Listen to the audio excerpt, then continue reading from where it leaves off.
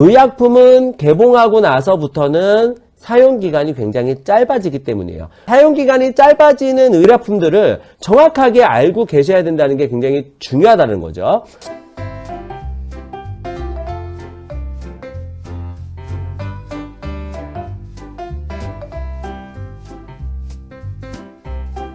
가정상비약 관리는 좀 제대로 잘하고 있을까라는 부분을 한번 고려해 봐야 됩니다. 특히 상처 연고라든지 크림, 그리고 외용제 등의 경우에는 오랫동안 방치되어 있는 경우들이 굉장히 많거든요. 지금 그 댁에 계신 분이라면 그 상비약이 있는 곳에 그 서랍을 한번, 또는 그 상자를 한번, 또는 회사에 계신 선생님들이라도 그 상비약이 있는 곳이 있어요. 한번 상자를 한번 열어보세요.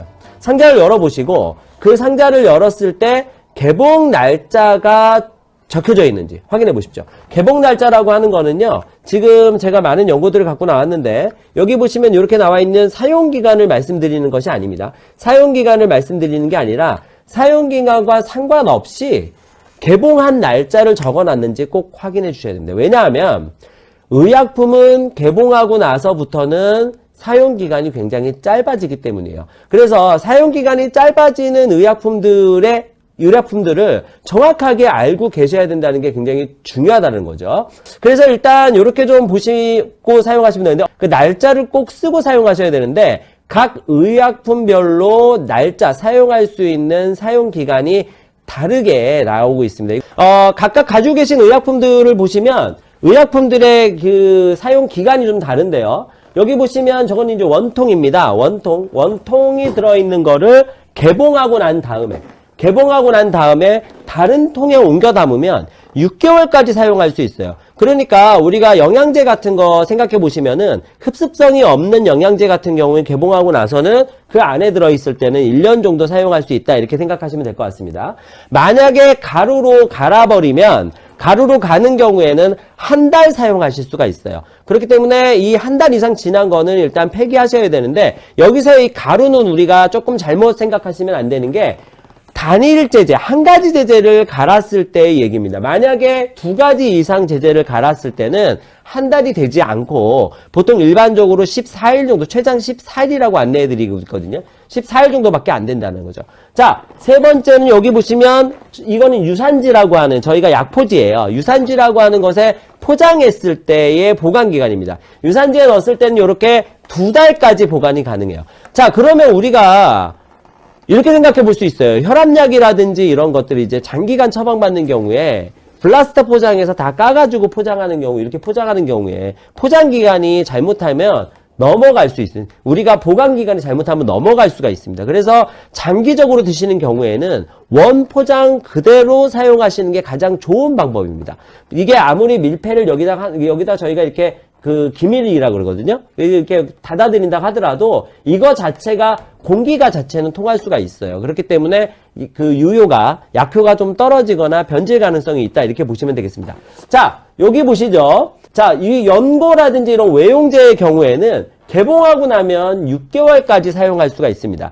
개봉하고 6개월까지 사용할 수 있다는 얘기는 옆에 튜브 등이 터지지 않았을 때라는 그런 전제가 있어요. 만약에 옆에 튜브가 터지거나 깨진 경우에는 6개월이 아니라 즉시 폐기라고 생각하시면 되겠습니다. 그래서 개봉한 경우에는 6개월이라고 보시면 돼요. 그러니까 여러분들 그 댁에 또는 회사에 또는 뭐 어디 있는 곳에 상비약이 있는데 상비약을 개봉한 지 연고 같은 경우에 6개월 이상 지났는지 확인이 안 되면 폐기하시는 게 좋다는 거예요. 왜냐하면 변질의 우려가 있습니다. 항상 이 변질이 되면요, 피부 외용제라도 발랐을 때 알러지를 유발하거나 다른 부작용을 유발할 가능성이 굉장히 높기 때문에 개봉하고 나서의 사용기간을 꼭 지켜주시는 게 좋습니다. 자, 다른 통에 옮겨 담았다면, 다른 통에 옮겨 담은 거는 한 달 사용할 수 있습니다. 간혹 이제 피부과 같은 데서 병원 처방을 받아서 통에 옮겨 담은 거는 한 달 사용할 수 있다고 보시면 돼요. 자, 안약의 경우에는 이렇게 병포장으로 되어 있는 보존제가 들어있는 안약의 경우에는 28일 사용할 수 있습니다. 한 달이라고 생각하시면 돼요. 안연고도 마찬가지입니다. 개봉하고 나서 눈에 쓰는 거는 전부 다 한 달이다, 이렇게 생각하시면 되고, 만약에 이렇게 일회용으로 포장되어 있는 거는 즉시 폐기하셔야 됩니다.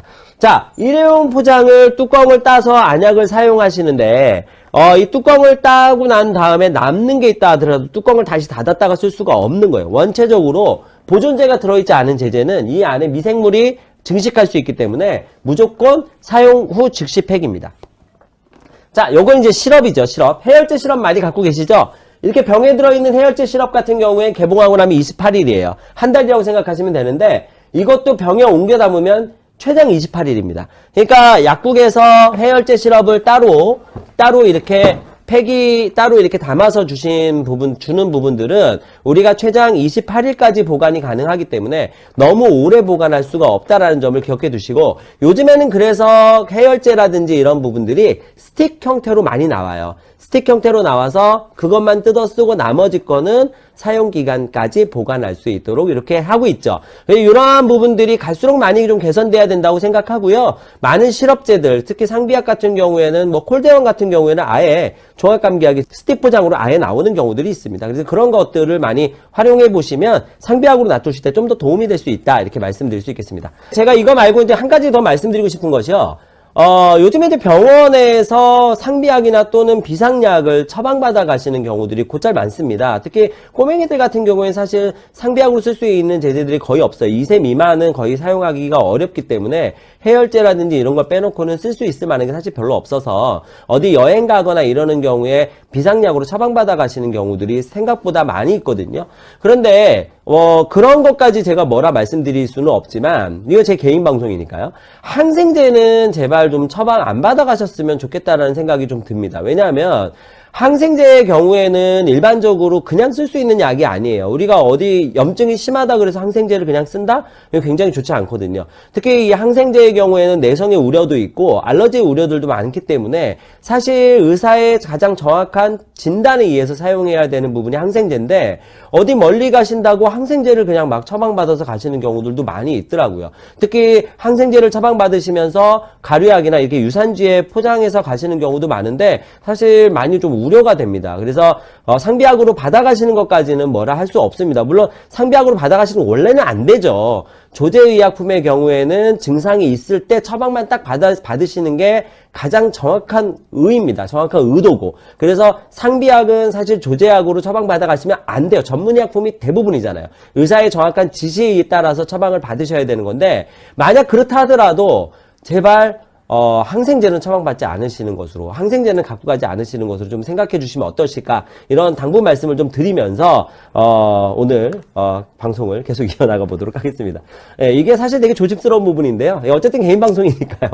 제가 드리고 싶은 말씀을 드리는 거예요. 좀 안타까워요. 이게 항생제 언제 쓰냐고 물어보거든요. 다른 제재들은 언제 쓰는지 다 가르쳐 드릴 수가 있는데, 항생제 이거 언제 써야 돼요? 이걸 어떻게 알려드릴 수가 있습니까? 그쵸? 또 심할 때 먹으라는데요. 이런 방법이 없어요. 그게 안 되니까. 그쵸?